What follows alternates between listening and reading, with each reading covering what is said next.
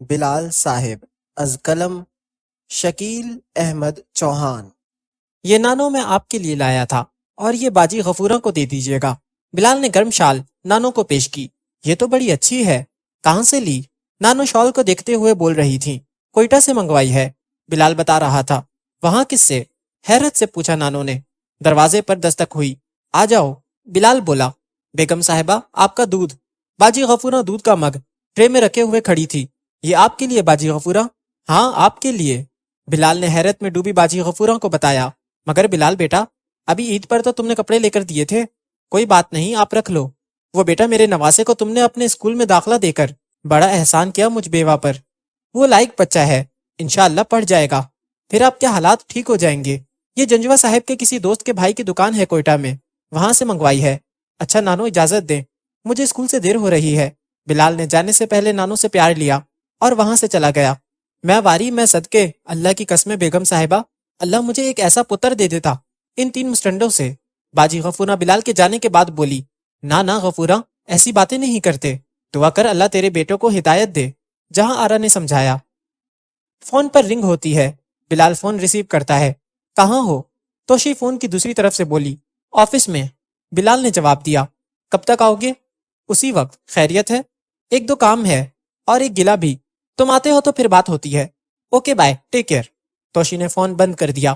فوزیہ آج صبح ہی سے بہت خوش تھی اور سارے کام فٹافٹ کر رہی تھی، اور آج اس نے وہی بلوچی فراق پہنی ہوئی تھی جو بلال نے اسے گفٹ کی تھی۔ سر یہ آپ کے لیے۔ ٹفن کا ایک ڈبہ اس نے بلال کے سامنے رکھ دیا۔ کیا ہے اس میں؟ بلال نے پوچھا۔ سر میں نے کھیر بنائی تھی آپ کے لیے، خالص دودھ کی ہے، پیکٹ سے نہیں بنائی، بادام اور کاجو بھی ڈالے ہیں، لیاقت علی نے شارجہ سے بھیجے تھے۔ فوزیہ اپنی بنائی ہوئی کھیر کی خوبیاں بیان کر رہی تھی۔ اور کچھ تو نہیں ڈال دیا اس میں؟ آخر تم میرے سارے رازوں سے واقف ہو، بلال نے شرارتی انداز میں کہا۔ سر قسم سے آپ میرے بارے میں ایسا سوچتے ہیں؟ فوزیہ معصومیت سے بولی۔ ہاں تو تمہارا کیا بھروسہ، ویسے بھی تو تم ساری باتیں دوسروں کو بتاتی ہو۔ بلال کھیر کھاتے ہوئے بول رہا تھا۔ سر قسم سے میں نے کچھ نہیں بتایا کسی کو۔ فوزیہ بھولی سی صورت بنا کر بولی۔ وہ جو فرح بھابی کو طارق رامے کے قصے سناتی ہو، وہ کیا ہے؟ سر قسم سے وہ تو ایسے ہی زبان پھسل گئی تھی۔ ویسے سر آپ کو کیسے پتا چلا؟ فرح بھابی نے جنجوا صاحب سے بات کی اور جنجوا صاحب نے مجھ سے، اور تم توشی کو بھی ساری رپورٹ دیتی ہو میرے بارے میں۔ سر وہ تو میری فرینڈ ہے، فیس بک پر بات ہو جاتی ہے۔ ٹھیک ہے، ضرور بات کرو، مگر آفس کی نہیں، اور نہ ہی میرے متعلق۔ سر قسم سے توشی بڑی چالو ہے، باتوں باتوں میں پوچھ لیتی ہے۔ فوزیہ جی، آفس کی بات باہر نہ کرو اور گھر کی بات آفس میں نہ ہو۔ آفس کو آفس میں چھوڑ کر جاؤ اور گھر کو گھر چھوڑ کر آؤ۔ فوزیہ نے چترائی سے بات بدلی۔ سر آپ کو پتا ہے جنوری میں لیاقت علی 2 مہینے کی چھٹی میں آ رہا ہے، اس کے آنے کے 1 ہفتہ بعد ہماری شادی ہے۔ فوزیہ نظریں جھکائے اور شرمائی ہوئی ساری تفصیل دے رہی تھی۔ اچھا اسی لیے کھیر بنائی تم نے۔ سر ایک اور بات، مجھے 2 مہینے کی چھٹی بھی چاہیے۔ کب سے کب تک؟ بلال مسکراتے ہوئے پوچھ رہا تھا۔ لیاقت علی کے آنے سے 1 دن پہلے سے اور جانے کے 1 دن بعد تک۔ فوزیہ کے گال شرم کی وجہ سے سرخ ہو گئے تھے اور آنکھوں میں کئی خواب جاگ اٹھے تھے۔ ہاں سر، ایک اور بات، ایک معذرت ایڈوانس میں قبول کر لیں۔ وہ کیا؟ بلال کو اندازہ تھا کہ اس نے پھر کوئی بونگی ماری ہے۔ وہ میں نہیں بتا سکتی ابھی، آج کل میں آپ کو پتا چل جائے گا۔ بلال گردن کو جنبش دیتے ہوئے مسکرایا۔ وہ سب کچھ سمجھ گیا تھا۔ ایک شرط پر تمہاری معذرت قبول کروں گا۔ وہ کیا سر جی؟ فوزیہ جھپاک سے بول اٹھی۔ فوزیہ جی، حضرت عمر کے ایک قول کا مفہوم ہے، اگر آقا اپنا راز اپنے غلام کو بتا دے تو سمجھو غلام آقا بن گیا اور آقا اس غلام کا غلام بن گیا۔ زندگی میں اپنا راز کسی کو نہ بتاؤ، اور اگر کوئی تمہیں اپنا راز بتا دے تو وہ اس کی امانت ہے، اس میں خیانت نہ کرو، آئندہ رازداری رکھنا، یہی شرط ہے۔ ویسے بی جی، بلال کے بارے میں کیا جانتی ہو؟ نوشی نے پوچھا۔ میں جی، وہ تو کھلی کتاب ہے جی، اس کے بارے میں کیا جاننا؟ پھر بھی بی جی، کچھ ایسا جو تمہاری توشی میڈم کو نہ پتا ہو۔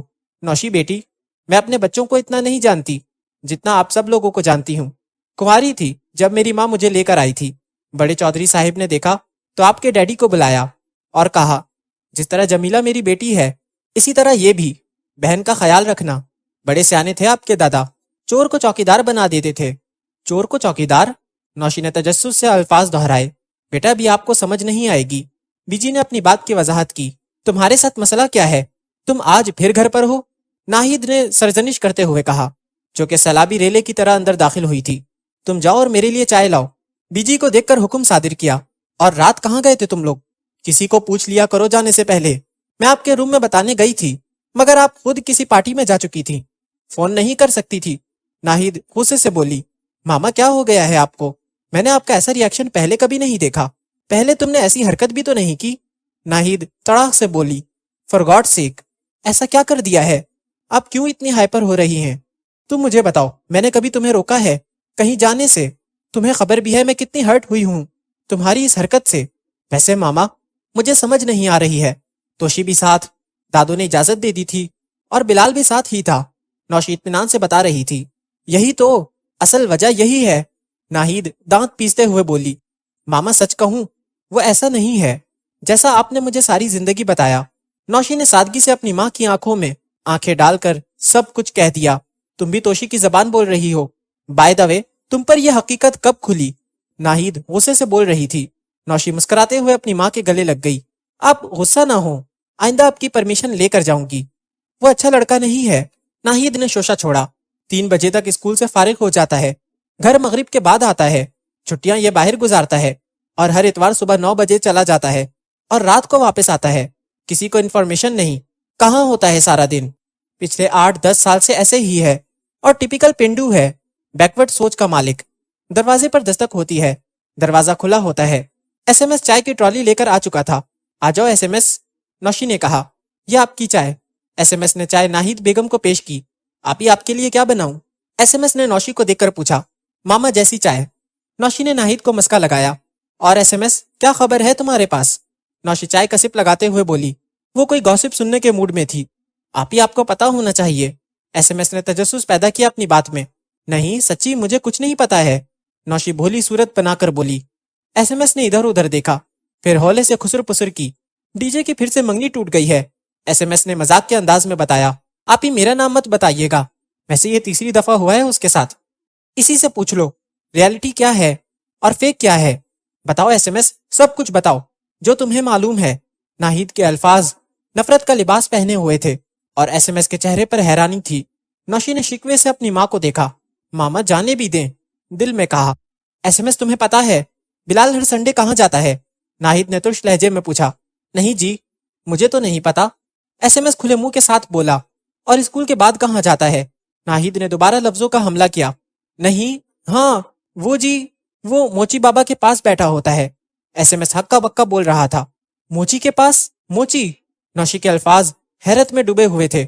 सुन लो, बस ये कसर बाकी थी। मुल्क के बड़े एक्सपोर्टर जमाल रंधावा का भांजा एक मोची के पास बैठता है। हाथ को नौशी की तरफ करके बोली। नाहिद कमरे से जा चुकी थी, और नौशी के चेहरे पर परेशानी थी। एसएमएस कुछ उलझा हुआ था। मैंने ऐसा क्या कह दिया है?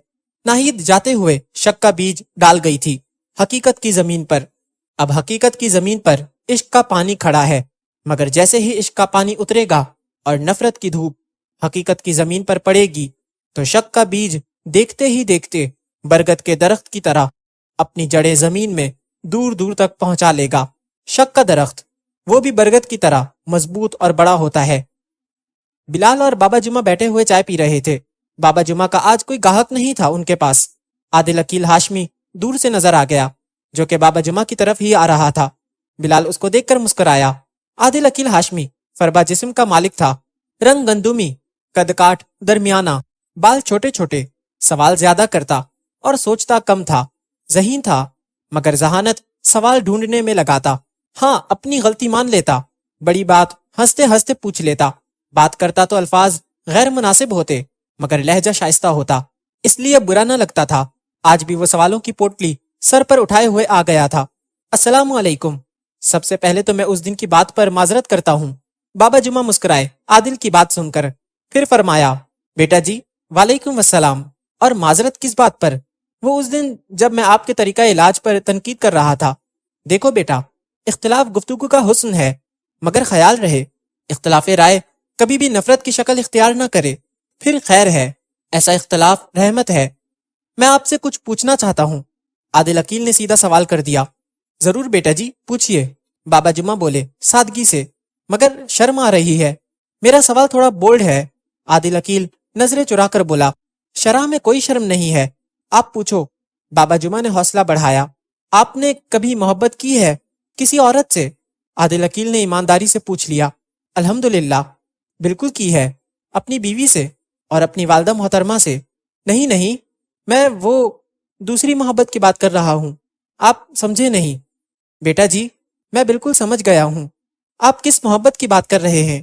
ہاں، وہ بھی کی تھی۔ پھر کیا ہوا؟ کچھ بتائیں اس کے بارے میں۔ بابا جمعہ کا چہرہ کھل اٹھا، وہ ہنس رہے تھے۔ بلال بھی شاید اتنا زیادہ کبھی پہلے نہیں ہنسا ہوگا۔ سوال تو عادل کا سیدھا تھا، مگر اس کے پوچھنے کا انداز ایک چھوٹے بچے کی طرح کا تھا، جو کہ معصومیت سے کچھ بھی پوچھ لیتا ہے۔ کچھ انداز سوال سے زیادہ حسین ہوتے ہیں، ایسا ہی کچھ انداز عادل عقیل ہاشمی کا تھا۔ بعد میں وہ بھی اپنے سوال پر ہنس پڑا۔ اب تمہارے والی محبت کی بات کرتے ہیں۔ میں کوئی 20-21 سال کا تھا، مجھے ایک لڑکی بہت اچھی لگتی تھی، اس کی آنکھوں میں تو محبت ہی نظر آتی تھی، مگر اس نے مجھے کبھی میرے خط کا جواب نہیں دیا، کبھی مجھ سے ملاقات نہیں کی، بس ہلکا سا مسکرا دیتی تھی۔ 1 سال ایسے ہی گزر گیا۔ ہمارے میواتی لوگ ایک بزرگ کو بہت مانتے تھے، بابا سولانی ان کا نام تھا۔ میں ان کے پاس چلا گیا، کچھ کہنے سے پہلے ہی وہ بول پڑے۔ چھوری کا کیا نام ہے؟ کیسی ہے؟ انہوں نے پوچھا جلالی انداز میں۔ بہت اچھی ہے، مگر مغرور بہت ہے، نخرہ بھی بہت کرتی ہے، اپنے حسن پر ناز بھی بہت ہے، اپنی حیثیت پر اتراتی ہے، پھر بھی مجھے محبوب ہے اور میں اس سے محبت کرتا ہوں۔ میں نے ساری باتیں بابا سولانی کو صاف گوئی سے بتا دیں۔ وہ مسکرائے اور بولے، پوری کائنات میں صرف ایک محبوب عیبوں سے پاک ہے، اور وہ محبوب خدا حضرت محمد صلی اللہ علیہ وآلہ وسلم ہیں، تمام محبوبوں کے بھی سردار، اور وہ اللہ کے محبوب ہیں، اور ان میں کوئی عیب، کوئی کمی نہیں ہے، اور باقی سب کے محبوب عیبوں والے ہیں، نقصوں والے ہیں، خامیوں والے ہیں۔ محبت کی پہلی شرط یہ ہے کہ محبوب کے عیب آپ کو نظر نہ آئیں۔ اگر عیب نظر آ گئے تو پھر محبت ناقص ہے۔ عیب ہوتے ہوئے نظر نہ آئے تو سمجھو محبت کی پہلی سیڑھی پر آپ کا قدم ہے۔ میں بابا سولانی کی بات سن کر پانی پانی ہو گیا اور کافی دیر شرمندگی سے ان کے سامنے بیٹھا رہا۔ نمکین پانی میری آنکھوں سے برسنے کے لیے تیار بیٹھا تھا، میرے ضبط کے باوجود ٹپ ٹپ آنسو مٹی پر گر رہے تھے۔ بابا سولانی جلال میں بولے، بس کر چھورے، بس کر چھورے، فقیر منگتا ہوں، تجھے کچھ نہیں دے سکتا، خود فقیر ہوں۔ حضور، بس دعا کر دو۔ میں نے عرضی پیش کی، چل چپ کر جا، تیرے لیے مانگتے ہیں بادشاہوں کے بادشاہ سے، بتا کیا مانگنا ہے۔ بابا سولانی نے مجھ سے پوچھا۔ میں نے جلدی سے عرضی پیش کی، حضور اپنا محبوب اور محبت کا طریقہ سلیقہ آ جائے، بس حضور بس۔ چھورے سب کچھ مانگ کے کہتا ہے، بس بس۔ انہوں نے بند آنکھوں، لرزتے ہونٹوں اور کھلے ہاتھوں سے میرے لیے دعا کی۔ تھوڑی دیر خاموشی کے بعد عادل عقیل دوبارہ بول پڑا، پھر اس لڑکی کا کیا بنا جس سے آپ محبت کرتے تھے؟ کلثوم کا، میری اس سے شادی ہو گئی، بابا جمعہ نے بتایا۔ اگر آپ کو برا نہ لگے تو میں ان سے بھی ملنا چاہتا ہوں۔ عادل عقیل نے اگلی فرمائش کر دی۔ کوچ کا نکارہ بجا اور وہ کوچ کر گئی یہاں سے۔ بتاتے ہوئے بابا جمعہ کی آنکھوں میں نمی تھی اور وہ یادوں کے میلے میں کھو کر الفت کے منظر دیکھ رہے تھے۔ عادل صاحب، آپ نے اپنی بات تو بتائی نہیں، بلال نے جانچتی نگاہوں سے پوچھا۔ میری بات تو کوئی بھی نہیں، آپ کیسے کہہ سکتے ہیں؟ عادل گھبرا کر بولا۔ بلال کا اندازہ تو اکثر ٹھیک ہوتا ہے، بابا جمعہ نے عادل کو بتایا۔ وہ میرے ساتھ پڑھتی تھی، ساری باتیں آپ کی کہانی والی ہیں، سمجھ نہیں آتا کہ میں کیا کروں۔ سب سے پہلے اپنی پڑھائی مکمل کرو، بابا جمعہ نے جواب دیا۔